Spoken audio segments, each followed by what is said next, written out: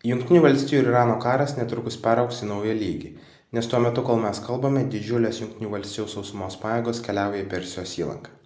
Kaip įprasta Jungtinių valstijų kariuomenėje, pirmieji į užjūrio karinės operacijas yra siunčiami jūrų pėstininkai, arba tiksliau jūrų pėstininkų ekspedicinės grupės. Tai yra pilnai integruoti jūrų desanto daliniai su savo transportiniais laivais, kovos mašinomis ir paramos personalu. Pirmasis į artimuosius rytus buvo išsiųstas 31-asis MIU dalinys iš Okinavos salos, kartu su USS Tripolio amfibinė grupe, kuri pilna siekia iki 5000 karių, bet iš jų tik tai apie 1200 yra realūs jūrų pėstininkai, kurie šturmuos paplūdimius. Todėl į pagalbą 31-ai grupiai buvo išsiųsta dar ir 11-oji grupė iš San Diego, kartu su USS Boxer amfibinė grupe. Taigi iš viso Jungtinės valstijos jau turi 2400 karių, kuriuos būtų galima panaudoti galimam išsilaipinimui. Tačiau juos dar galimai papildys elitinė 82 oro desanto divizija, tad bendroje sumoje operacijai parengtų Jungtinių valstijų karių skaičius gali siekti virš 10 000.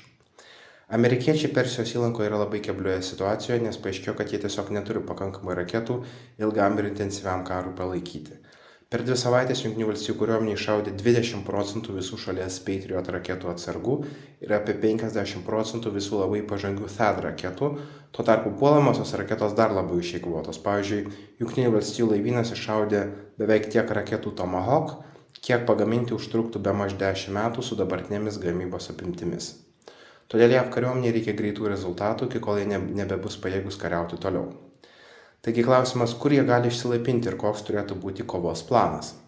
Yra 4 įmanomi puolimo scenarijai.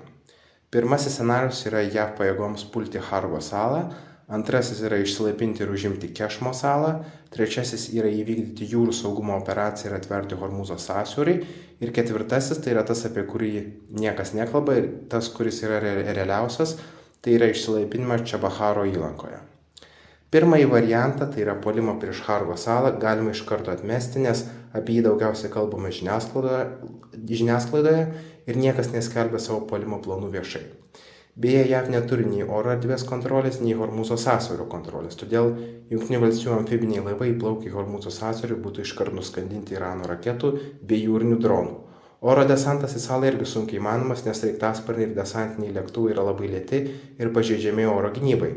Be to, Iranas Hargo saloje turi 500 elitinių karių, kurių kiekvienas turi po 2 FPV dronus, tad kaip mes matėme Ukrainoje, JAV sraigtasparniai vos nusileidę būtų sukapoti dronų.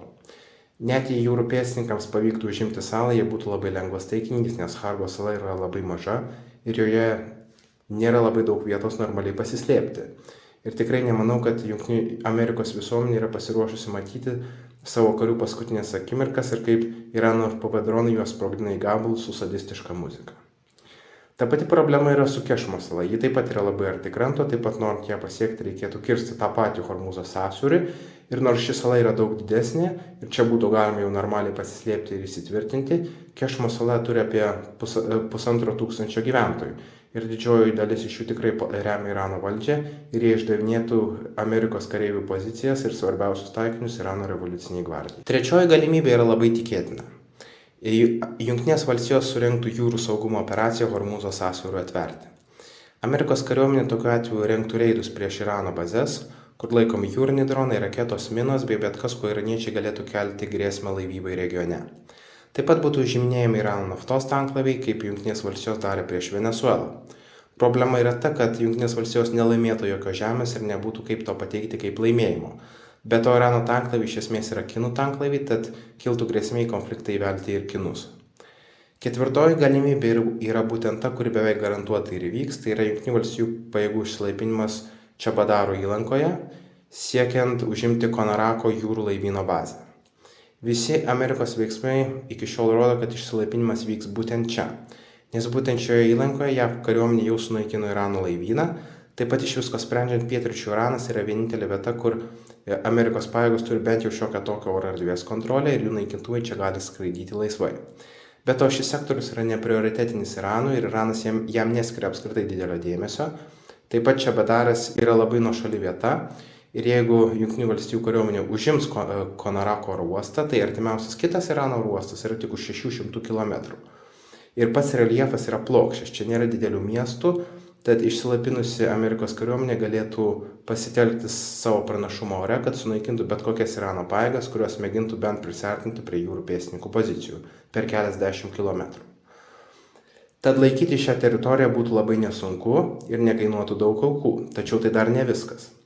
Čabadaro įlanka yra Sistano ir Balučistano regione, kur dauguma gyventojų yra sunitai balučiai, kurie nekenčia Irano valdžios ir kovoja su jo partizaninį karą.